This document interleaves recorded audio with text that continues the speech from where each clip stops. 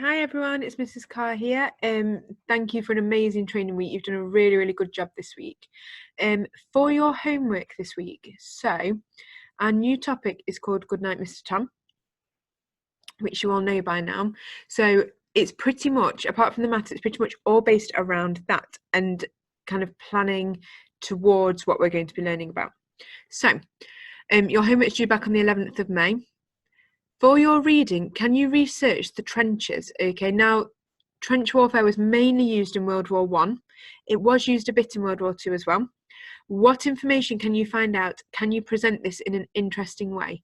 This is going to be useful for our first piece of English writing. Okay, so anything you can find out will be really, really useful. Now, can you present this in an interesting way? I've had a few children speaking to me about getting Mrs. Fellowes' homework stars. And I keep saying to try and present things in an interesting way that I haven't seen before, okay? And I mean, this could literally be you pretending to be in the trenches and writing a diary, or, creating a diary for it or something. But it needs to be really, really, really special to be considered for one of Mrs. Fellowes' special stars. For your English work, I'd like to write a speech about the outbreak of World War II. Okay, so imagine that you are the Prime Minister at the time. What would you say in your speech? Now, I've put this link here. This is part of the original speech. If I just find that for you. So it looks like this, and it just goes through, and it's got the voice of Neville Chamberlain, who was the Prime Minister at the time, and it explains all about how he came to the decision that Britain had to go to war. There are other speeches out there to search for as well, okay? The only thing that I'd do is say perhaps get your parents to have a look with you just to make sure that things are appropriate. Some of them are do use quite difficult language, okay? That's why I've chosen this one, because it is a little bit simpler, all right? So just kind of think about what your audience would need to hear if you were speaking to them about the outbreak of war. So you'd probably need to reassure them, need to explain why they were doing that.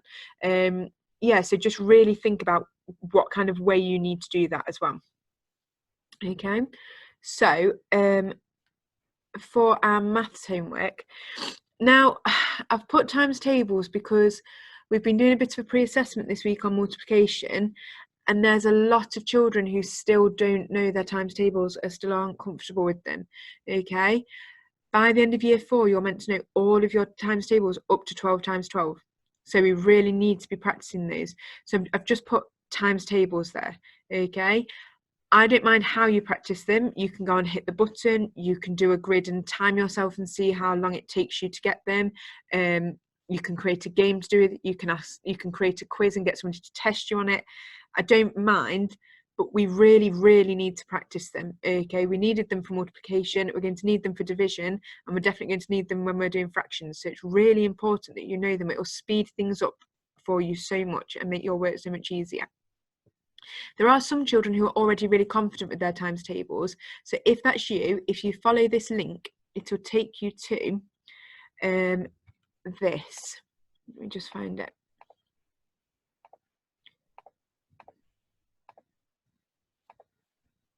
It will take you to this, okay?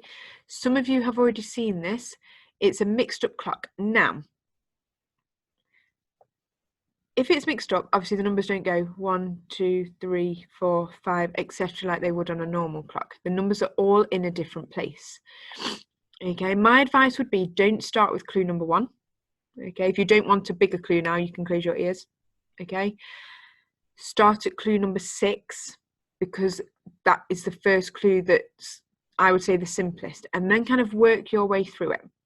Okay, I've finished with the clue now if you want to come back to listening.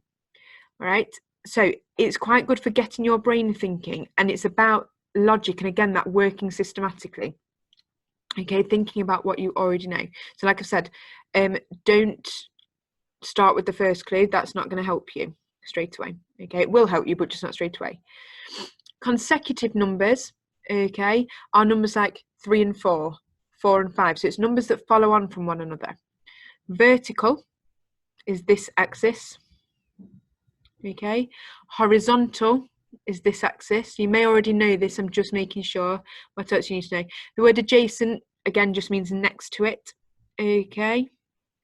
If there's any other words that you don't know, you know by now how to use a dictionary. We've done it all this week for training week. Okay, so that is your maths.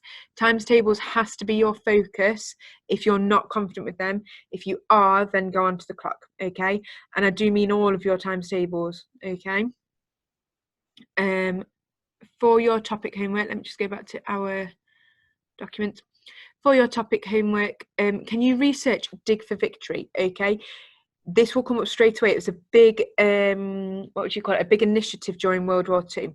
Okay, and it is kind of to do with how you will use the allotment. So can you research it, link it to your allotment sessions, and we're going to be doing that over the next few homeworks. All right.